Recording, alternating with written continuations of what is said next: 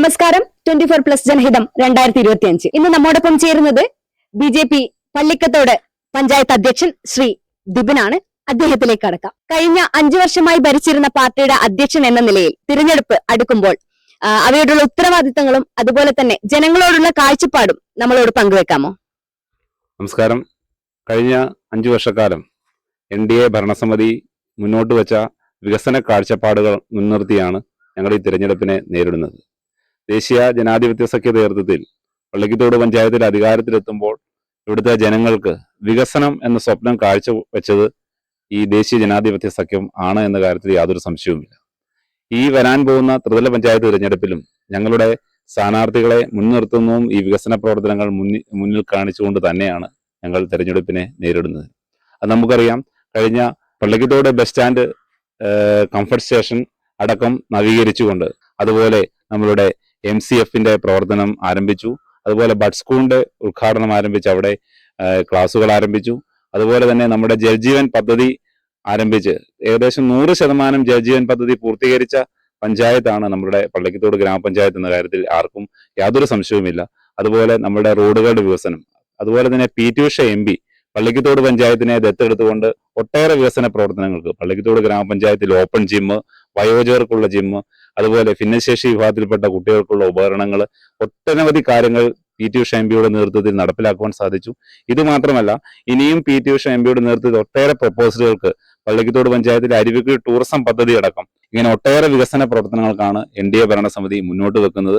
ഈ ഭരണ തുടർച്ചയ്ക്കാണ് ഇവിടുത്തെ ഞങ്ങളുടെ NDA സാരഥികളെ വിജയിപ്പിക്കണമെന്ന് ഞങ്ങൾ നിങ്ങളുടെ മുന്നിൽ ആവശ്യപ്പെടുന്നത്. കഴിഞ്ഞ ഭരണസമിതിയുടെ വികസന പ്രവർത്തനങ്ങൾ പൂർത്തീകരിക്കാൻ കഴിഞ്ഞില്ല എന്ന് പ്രതിപക്ഷം ആരോപിക്കുന്നുണ്ടല്ലോ. പ്രതിപക്ഷത്തിന്റെ ആരോപണങ്ങൾ വെറും പൊള്ളയാണ്.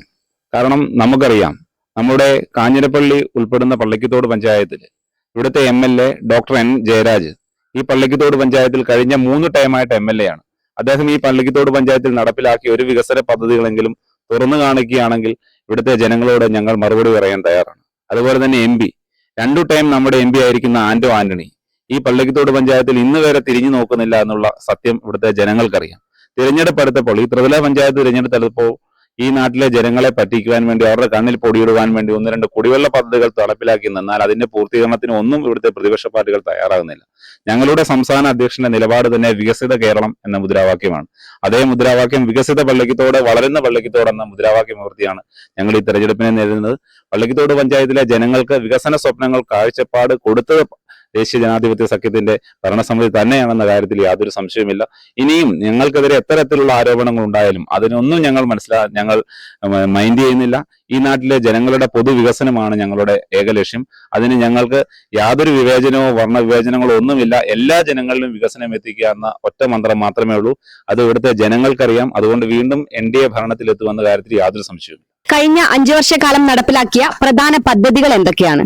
ഒട്ടേറെ പ്രധാന പദ്ധതികൾക്ക് പള്ളിക്കത്തോട് പഞ്ചായത്ത് സാക്ഷ്യം വഹിക്കുകയുണ്ടായി. നമുക്കറിയാം, പള്ളിക്കത്തോട് ബസ് സ്റ്റാൻഡ് ഇവിടുത്തെ മുൻകാലത്തെ ഭരണസമിതി എങ്ങനെയായിരുന്നു ആ ബസ് സ്റ്റാൻഡ് മൈതാനം കിടന്നതെന്ന് നമുക്കറിയാം. എന്നാൽ ഇന്ന് ആ ബസ് സ്റ്റാൻഡിൽ ഏകദേശം 100-150ഓളം ആളുകൾക്ക് കയറിയിരിക്കാവുന്ന തരത്തിലുള്ള ഒരു വലിയ വെയിറ്റിംഗ് ഷെഡ് നിർമ്മിച്ചു. അതുപോലെ തന്നെ അവിടുത്തെ ശൗചാലയം, ആ ശൗചാലയത്തിന് ഒരു കുഴി പോലും ഇല്ലാതിരുന്ന സാഹചര്യത്തിലാണ് പള്ളിക്കത്തോടിൽ ഞങ്ങളുടെ ഭരണസമിതി അധികാരത്തിലെത്തുന്നത്. അതിന്റെ പണികൾ പൂർത്തീകരിച്ചു.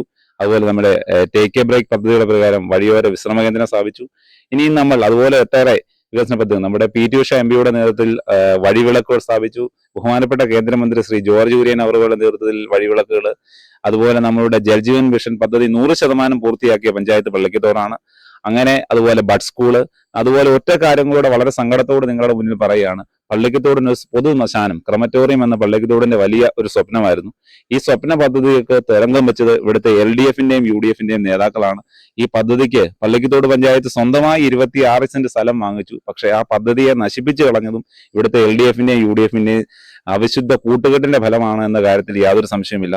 അതുപോലെ ഒരു കാര്യം കൂടെ ഇവിടുത്തെ ജനങ്ങളുടെ മുന്നിൽ പറയുകയാണ്, പള്ളിക്കത്തോട് അരുവിക്കുഴി നെടുമാവ്, ഈ പള്ളിക്കത്തോട് ഉൾപ്പെടുന്ന ടൂറിസം പദ്ധതി, അരുവിക്കുഴി ടൂറിസം പദ്ധതിയിലേക്ക് കടന്നു വരുന്ന നെടുമാവ് അരുവിക്കുഴി റോഡിന്റെ പ്രവർത്തനാനുമതി കേന്ദ്ര സഡക് യോജനയിൽ ഉൾപ്പെടുത്തിയ പദ്ധതിക്ക് കേന്ദ്ര സർക്കാർ നൽകിയ ഭരണാനുമതിയാണ്.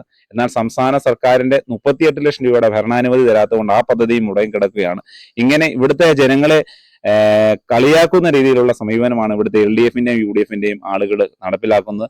പക്ഷെ എന്നാലും ഞങ്ങൾ ഇവിടുത്തെ പൊതുജനങ്ങളോടായിട്ട് ഞങ്ങൾ പറയുന്നു, ഒട്ടേറെ വികസന പദ്ധതികൾക്ക് NDA ഭരണസമിതി നേതൃത്വം കൊടുക്കുന്നുണ്ട്. അപ്പൊ അത് നമ്മളുടെ വികസന രേഖയിൽ തന്നെ നിങ്ങൾക്ക് നോക്കിയാൽ അറിയാം, 100 കണക്കിന് പദ്ധതികൾക്ക് പള്ളിക്കത്തോട് പഞ്ചായത്ത് തുടക്കം കുറിക്കുന്നു. ആ വികസന പ്രവർത്തനങ്ങൾക്ക് ഇനിയും മുന്നോട്ട് നിങ്ങളുടെ എല്ലാം സഹായം വേണമെന്ന് ഞങ്ങൾ താഴ്മയായി അഭ്യർത്ഥിക്കുന്നു. കഴിഞ്ഞ 5 വർഷങ്ങളായി നടപ്പിലാക്കിയ വികസന പ്രവർത്തനങ്ങളെ അക്കമിട്ട് നിരത്തിക്കൊണ്ടാണ് NDA ഇത്തവണ ഇലക്ഷനെ നേരിടുന്നത്.